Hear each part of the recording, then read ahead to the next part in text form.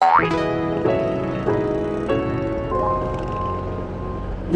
what's up? Woo!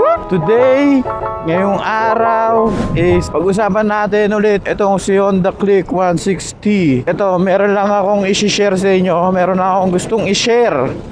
At baka ito ay makatulong din sa inyo dahil meron akong natuklasan sa aking motor.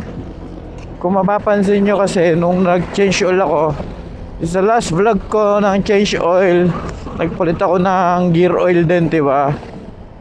Kung mapapansin nyo, eto, papakita ko na lang yung video.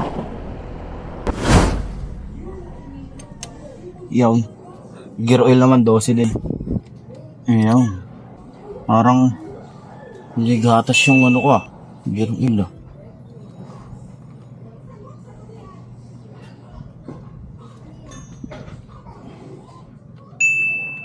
Ayun malinis pa nga Parang ibang kulay yung gear oil Sabihin natin yung drain plug.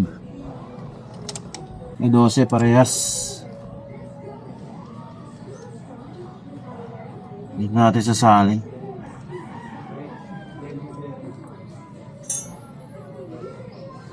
Ayun nga, kung nakita nyo yung video, ayun naman, sinabi ko na nagkulay gatas yung aking gear oil. Hindi pa naman siya kulay na gatas na gatas.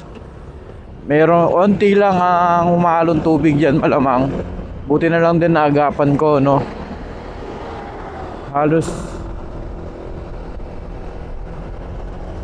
halos mamumuti na, magiging gatas na siya Ang mahirap kasi doon, kung hindi natin naagapan yon, malamang masisira yung gearbox natin. Magkakaroon ng tubig-tubig sa ating gearbox. Papakita ko sa inyo kung ano ang dahilan kung bakit pinapasok nga ba ng tubig yung mga gearbox natin, yung mga pinaglalagyan ng gear oil, kung saan ba siya pumapasok at kung bakit ganon. Sa akin naman, yung issue ko is hindi naman ganon ka grabe. Dahil lang sa isang hose, dahil lang sa hose na yan, pinasok ng tubig yung gearbox. Kaya kung ako sa inyo, i-check nyo na rin yung mga gear oil nyo kung magkukulay gatas na nga ba. Dahil hindi dapat kulay gatas yan Dapat dyan matingkad pa or kaya maitim lang. As in, kulay lang dapat siya ng langis, walang maghahalo. Pag nagkulay gatas yan, ibig sabihin yan may humalong tubig or mga coolant. Dahil pagka naghalo yan, madaming sisirain yan sa gearbox nyo. Kasi sa mga scooter, ang transmission natin imbis na change oil lang, maging change all. Kaya maganda, agapan na to talaga. Ito, papakita ko sa inyo kung ano yung sinasabi kong hose. Balikan ko kayo. Let's go! Woo! Ayun nga, pakita ko sa inyo kung ano naging dahilan kung bakit nga ba nagkulay gatas yung ating gearbox, yung gear oil natin. Dahil yan dito lang sa isang hose na to, na yan, makikita nyo tong hose na to. Ayan, di masyadong kita yan, yung hose na yan. Dahil dyan sa hose na yan is pinasukan ng tubig yung ating gear oil. Dapat kasi yan nakasuksok yan dyan kung makikita nyo naman, diba yan nakasuksok siya. Yung akin nung nakaraan is nakatanggal yan. Ito, papakita ko sa inyo, hugutin ko lang. Nakaraan kasi nakahugot to, hindi ko alam bakit. Ayan,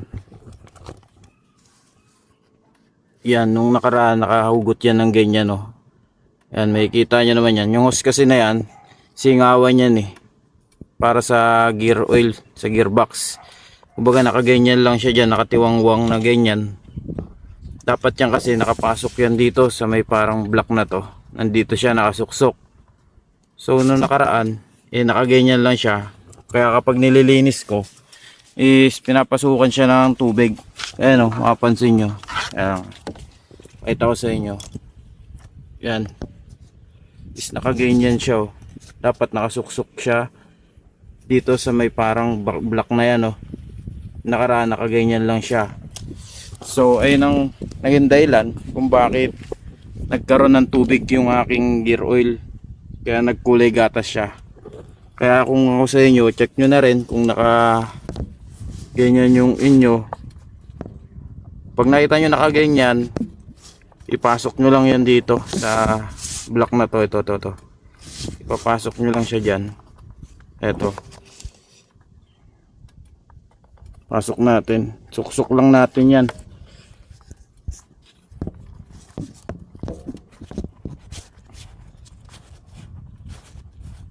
Suksok nyo lang siya dyan. Ayan o. Ayusin nyo lang yung pagkasuksok. Isagad nyo lang. Ayan o. Ganyan dapat siya. Andun sa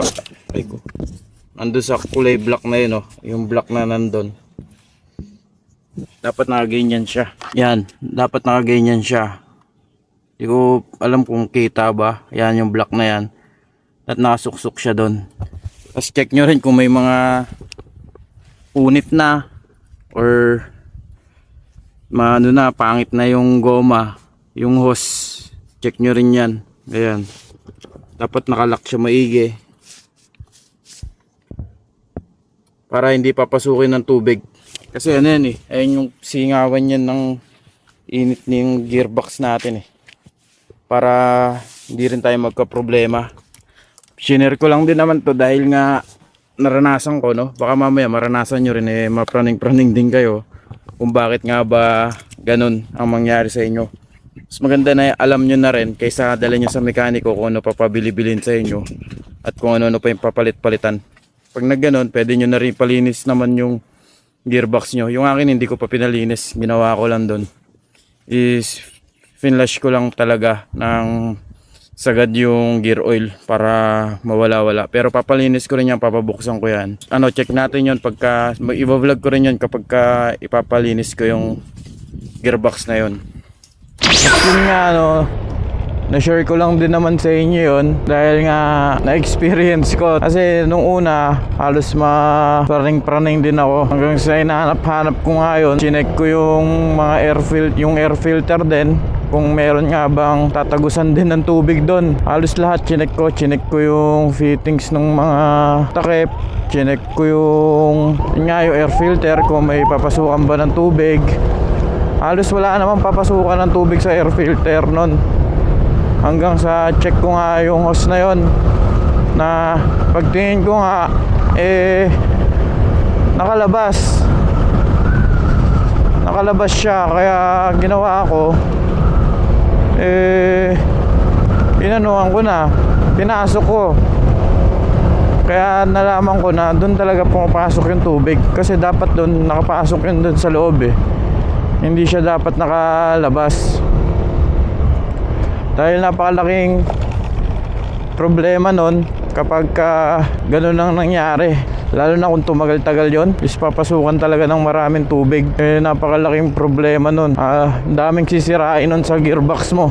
Yung mga gear ng gearbox mo, sisirain yan. Napakadaming gear pa naman yan dyan. Kaya importante rin naman na nagpapalit kayo nun. Tsaka chinecheck nyo yung mga langis-langis nun. Para hindi tayo magka-problema bandang huli.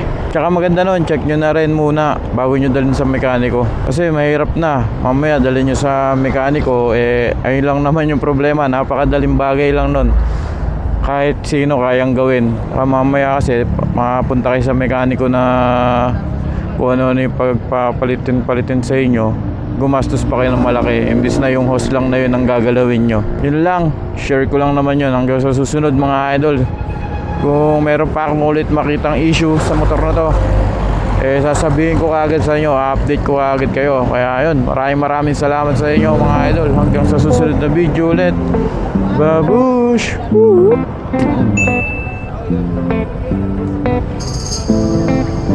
Siyempre bago tayo umuwi, bili muna tayo sa Jollibee dahil inutusan tayo. Miss, yung tuna pie,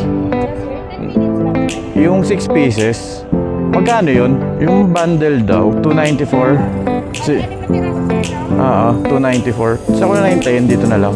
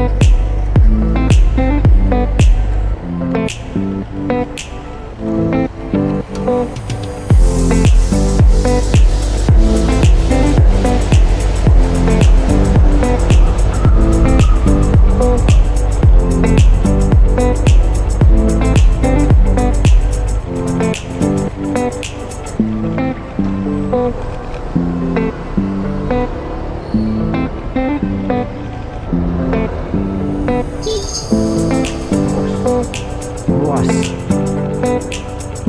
Bukas.